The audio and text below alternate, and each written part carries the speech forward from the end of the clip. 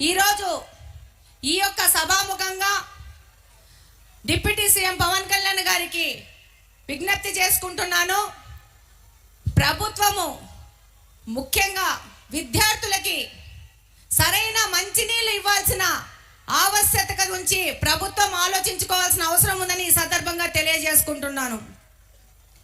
అలాగనే గత ప్రభుత్వము ఫెయిల్ అయిన నాడు నేడు కార్యక్రమం మీద మొదలుపెట్టిన బిల్డింగ్లన్నీ త్వరితగతిన వాటిని పూర్తి చేసి విద్యార్థులకు అందుబాటులో తెచ్చే విధంగా ముందుకెళ్లాలని సందర్భంగా విజ్ఞప్తి చేసుకుంటున్నాను. అలాగనే ఈ స్కూల్ పరిసర ప్రాంతాలలో కెమెరాలు అనేది పెట్టాల్సిన అవసరం ఉంది. ఇందాక ఎస్పీ గారు చెప్పినారు, సమాజంలో అనేక చెడు వ్యసనాలకి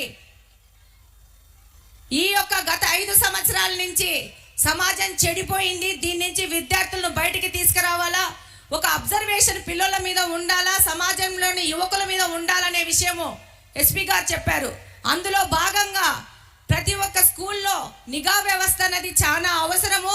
విద్యార్థులు సక్రమమైన మార్గంలో తీసుకెళ్ళి వాళ్ళకి సరైన భవిష్యత్తు అనేది మనమే తయారు చేయాలా, ప్లాట్ఫామ్ అనేది మనమే ఇవ్వాలా. ఇందులో భాగంగా పేరెంట్స్కి ఎంతో బాధ్యత ఉంది, స్కూల్లో టీచర్స్కి ఎంతో బాధ్యత ఉంది. వాళ్ళ యొక్క పిల్లలు ఏ విధంగా ప్రవర్తిస్తున్నారు, వాళ్ళ ప్రవర్తనలో ఏదైనా మార్పు వచ్చిందని గమనించుకొని ఇమీడియట్గా దాని మీద రివ్యూస్ చేసుకోవాల్సిన అవసరం ఉంది. అలాగనే సమాజంలోని మన వీధుల్లో ఉన్న పెద్దలకు కూడా అంతే బాధ్యత ఉంది. ఎక్కడన్నా ఏదైనా అసాంఘిక కార్యక్రమం జరుగుతూ ఉందంటే ఇమ్మీడియట్గా పోలీసు వ్యవస్థకు ఇన్ఫార్మ్ చేయాల్సిన అవసరం ఉంది. నా యొక్క అనుభవంలోకి వచ్చింది ఏంటంటే ఇప్పుడు చాలా తగ్గింది, కానీ ఇంకా తగ్గాల్సిన అవసరం ఉంది. ఇది ఒక ఈ వ్యసనాలు అనేది మహమ్మారిలాగా ఈ యొక్క ఆంధ్రప్రదేశ్ చుట్టుముట్టుకొని ఉన్నాయి. ముఖ్యంగా కడపలో చాలా మంది పేదవాళ్ళు ఉన్నారు. వీళ్ళు తొందరగా ఈ యొక్క అలవాట్లకు అలవాటు పడే పరిస్థితిలో ఉన్నారు. కాబట్టి దీని మీద ఎక్కువ నిఘా వేసి, అలాగనే పోలీసు వాళ్ళకు కూడా ఒక విజ్ఞప్తి చేసుకుంటున్నాను. ఎస్పీ సార్, విజ్ఞప్తి చేసుకుంటున్నాను.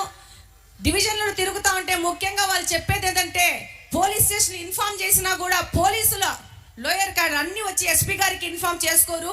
వాళ్ళు కానిస్టేబుల్ లెవెల్లో, పోలీస్ స్టేషన్ లెవెల్లో వాళ్ళు చెప్తారు. అప్పుడు వాళ్ళు అలర్ట్గా వెంటనే రియాక్ట్ అవ్వట్లేదని చెప్పి ఈ విషయంలో కూడా మీరు కూడా రివ్యూ చేసుకుని వాళ్ళకు కూడా కౌన్సిలింగ్ ఇవ్వాల్సిన అవసరం ఉంది.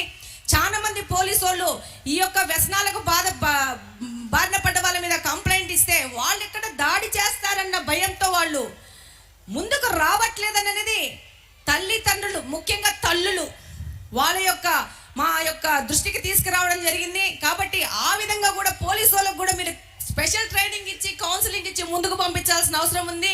ప్రతి ఒక్క తల్లి దీని నుంచి మా పిల్లల్ని కాపాడండి అని విజ్ఞప్తులు చేసుకున్న పరిస్థితి ఈరోజు రాష్ట్రంలో ఉన్నదని ఈ సందర్భంగా తెలియజేసుకుంటున్నాను.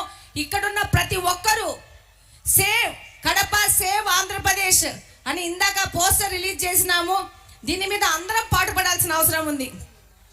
ఇంకొక ముఖ్య విషయము, ఇది నా కడప నియోజకవర్గం గురించి మాట్లాడుతూ ఉన్నాను. డిప్యూటీ సీఎం గారు, మాది కార్పొరేషన్లో మాకు ఈ రోజున్న పరిస్థితికి నేను 5 నెలలైందంటే 6 నెలలైంది ఎమ్మెల్యేనయ్యి. నేను లర్నింగ్ పీరియడ్లో ఉన్నాను. నాకు ఎంతో బాధ అవుతా ఉంది ఈరోజు వింటుంటే. ఇంతకుముందు కార్పొరేషన్స్ అంటే నిధులు ఎక్కువగా ఉండేటివి కార్పొరేషన్ డెవలప్మెంట్ కోసం. కానీ ఈరోజు మా కడప కార్పొరేషన్ ఆదాయాలు ఏంటంటే 40 కోట్లు 45 కోట్ల కంటే లేవు. అందులో మాకు శానిటైజేషన్కు జస్ట్ కరెంటు బిల్లులకి 60 కోట్లు కట్టుకోవాలా. ఇంకా మిగతా మౌలిక వసతుల కల్పన ఎక్కడి నుంచి చేస్తామో అర్థం కాని పరిస్థితిలో ఉంది. ఈరోజు మీరు పంచాయతీరాజ్ మంత్రి గారు, కానీ నరేగా నిధుల ద్వారా గ్రామాలకి పెద్ద ఎత్తున నిధులు వస్తున్నాయి. ఈరోజు నేను అసెంబ్లీలో కూర్చొని మిగతా ఎమ్మెల్యేలను అడుగుతున్నాను, మీకు నరేగా ద్వారా ఎంత నిధులు వచ్చాయని చెప్పేసి. వాళ్ళు చక్కగా 30 కోట్లు వచ్చాయి, 40 కోట్లు అని చెప్తారంటే మాకు 15th ఫైనాన్స్ కమిషన్ కింద 4 కోట్లు వచ్చాయి. మాకు దాదాపు 5 లక్షల పైచిలుకు జనాభా, 5 లక్షల పైచిలుకు జనాభా ఒక చిన్న ప్రదేశంలో. నాది కంప్లీట్గా అర్బన్ కాన్స్టిట్యున్సీ, విస్తీర్ణం తక్కువ. ఈ విస్తీర్ణంలో ఎక్కువ మంది ప్రజలు ఉండడం వల్ల మౌలిక వసతుల కల్పనలో విపరీతమైన సమస్యలు ఉన్నాయి. శానిటైజేషన్, వాటర్, రోడ్లు. నేను ఈ 6 నెలల నుంచి ఒకటే విషయం మీద పోరాడుతూ ఉన్నాను. మాకు మంచినీళ్ళు కావాలా.